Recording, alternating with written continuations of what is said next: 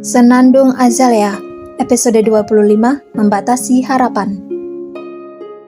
Aska mengikuti langkah Azalea yang ternyata masih ingin mengitari kawasan Car Free Day. Setelah menghabiskan jajanannya, Aska merasa senang bisa menemani Azalea. Namun entah mengapa dia khawatir akan terlihat seperti om-om saat jalan berdampingan dengan Azalea. Bukan karena Aska terlihat tua, tetapi Azalea yang terlihat seperti remaja dengan badan mungil dan wajah imut. Padahal usia mereka hanya terpaut 6 tahun. Azalea, wait, panggil Aska ketika ia tersadar Azalea sudah cukup berjarak di depannya. Sejak tadi Aska memang hanya berjalan di belakang Azalea, memperhatikan istrinya itu berjalan. Azalea menoleh sambil menarik karet rambutnya yang hampir jatuh. Ia memang tidak ketat mengikat rambutnya, sehingga karet rambut tersebut perlahan merosot di rambutnya yang halus licin. Aska langsung mengambil karet rambut dari tangan Azalea dan mengikat rambut istrinya itu. Jangan jauh-jauh, ucap Aska setengah berbisik. Azalea tak menyahut. Ia hanya mengucapkan terima kasih setelah Aska selesai mengikat rambutnya. Aska kemudian kembali mengikuti Azalea berjalan menuju seorang pedagang jajanan yang lain. Aska sudah mengajak makanan di restoran saja setelah dari CFD nanti. Namun, Azalea menolak karena ia memang ingin menikmati jajanan kaki lima. Azalea, kamu terlihat gembira sekali berada di sini, kata Aska. Azalea menoleh. Ya, walaupun ini siang hari, suasana di sini mengingatkan saya akan suasana pasar malam. Dulu sewaktu kecil, saya senang sekali kalau diajak ke pasar malam oleh ayah dan ibu. Lanjut Azalea tersenyum, lalu matanya menerawang. Aska terpaku menatap senyum Azalea. Bagi Azalea sesederhana itu. Ada perasaan bersalah di sudut hati Aska. Ini pertama kalinya mereka pergi berdua. Namun, bukan mengajak Azalea makan malam ke restoran fine dining, justru ke CFD. Walaupun pergi ke CFD adalah keinginan Azalea, tetap saja Aska merasa bersalah karena selama ini pun Aska belum pernah mengajak Azalea kemana-mana. Meski mungkin mereka tidak saling mencintai, pernikahan tetaplah pernikahan. Dia harusnya membahagiakan istrinya itu. Azalea, panggil Aska.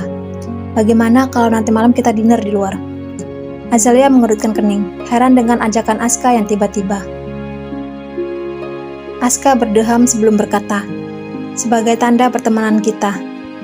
Tapi nanti malam kan mama dan papa mau datang ke apartemen. Azalea mengingatkan. Aska baru ingat tadi lewat telepon Bu Rianti mengatakan ingin ke apartemen mereka malam nanti. Pak Raditya dan Bu Rianti jadi sering ke apartemen karena Aska dan Azalea jarang sekali datang ke kediaman Mahawira. Kalau besok malam, tanya Aska lagi. Tapi kan besok hari Senin Aska, kamu pasti sibuk di kantor. Jawab Azalea. Bisa kok, mau ya? Aska menatap Azalea.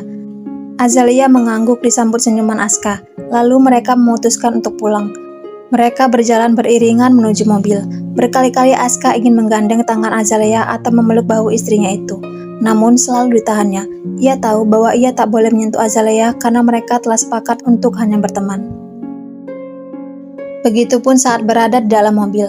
Berkali-kali Aska menoleh pada Azalea yang masih mengelum senyum. Ingin rasanya ia menggenggam tangan sang istri, namun Aska tahu bahwa itu tak mungkin dilakukannya. Ia tak boleh berharap dan juga tak boleh menumbuhkan harapan Azalea padanya, karena pada akhirnya mereka akan berpisah.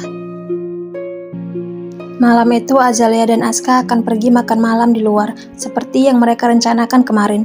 Entah kenapa Azalea merasa sedikit nervous. Semasa ayah dan ibunya masih ada dulu, ia sudah sering diajak ke restoran fine dining. Bersama Bu Rianti dan Pak Raditya pun ia diajak makan di restoran mewah. Namun makan malam berdua saja dengan Aska belum pernah. Tentu akan berbeda rasanya. Aku tidak boleh nervous. Ini hanya makan malam biasa, bukan kencan. Aku tidak mau berharap apa-apa. Azalea bergumam. Ini pertama kalinya Azalea pergi makan malam dengan seorang pria berdua saja. Dulu ia selalu menolak ajakan kencan teman prianya karena ia hanya fokus belajar. Setelah orang tuanya pergi dan kemudian ia menetap di ibu kota, ia lebih memilih untuk menutup diri dari cinta. Lamunan Azalea buyar ketika mendengar suara dering ponselnya. Ia mengira itu telepon dari Aska, tetapi dugaannya salah. Barata yang menelepon. Segera Azalea mengangkatnya. Ada apa Mas Barata? Tanya Azalea. Barata berdeham. Maaf mengganggu Azalea. Malam ini kamu ada waktu tidak?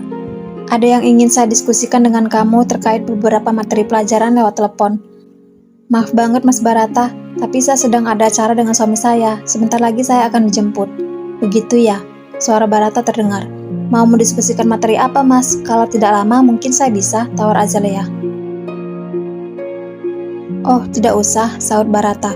Tidak apa-apa, saya tidak ingin mengganggu. Mungkin saat berada di kelas saja nanti kita diskusikan. Oke. Usai menutup telepon, Azalea kembali fokus pada kegiatannya merias diri. Siang tadi ia telah menonton video-video tutorial makeup. Ia hanya bisa berdandan ala kadarnya, tetapi malam ini ia ingin memakai makeup yang sesuai. Azalea memakai dress hitam selutut berkeras Sabrina. Rambutnya ia biarkan tergerai saja. Apakah riasanku sudah terlihat pas? Azalea bertanya pada dirinya sendiri. Azalea tersenyum mematuk diri ketika selesai berdandan. Ia suka dengan penampilannya yang sederhana karena ia tidak terlalu percaya diri untuk berpenampilan glamor. Sebagai pelengkap, ia menyemprotkan parfum beraroma vanila yang manis. Setelah puas dengan penampilan dirinya, Azalea duduk di sofa ruang tengah menunggu jemputan Aska.